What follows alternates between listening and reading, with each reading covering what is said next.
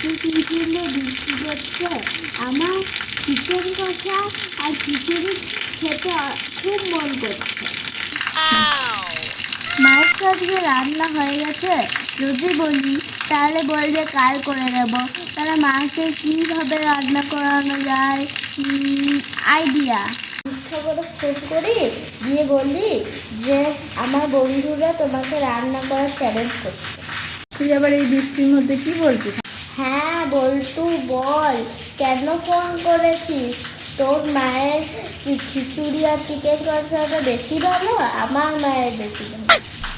আমার মা 1 ঘন্টাতে যা রান্না করে দেবে না, তোকে ছবি তুলে পাঠাচ্ছি, দেখবি ছবি দেখেই তোর খেতে বোঝা হয়ে যাবে।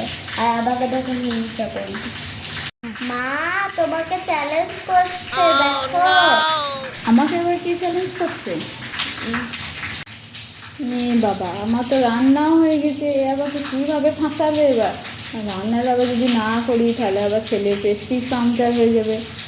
কী করবো, যাই রান্নাটা করেই আসি। 1 hour later.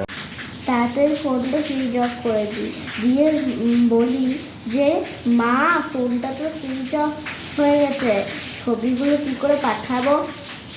নে বাবু, কোথায় গেলি? খেয়ে নে, দিয়েছি তো। ছবি তুলবি বলছিলি, ছবি তো আমার পাঠা। মা খাচ্ছি, কিন্তু ফোনটা সুইচ অফ হয়ে গেল, এবার আমি ছবিগুলো কী করে পাঠাবো? মা এবার বলো তো মা, এবার কী হবে? আমি তোমাকে বললাম, চ্যালেঞ্জ করলাম। কোনো ব্যাপার না, এখন খেয়ে নে, পরে আবার ছবি অন্যদিন তুলে পাঠাবি, ঠিক আছে? খেয়ে নাও। রান্নাও হলো আর ফাঁসলামও না। কি করে? খেয়ে নি বাবা।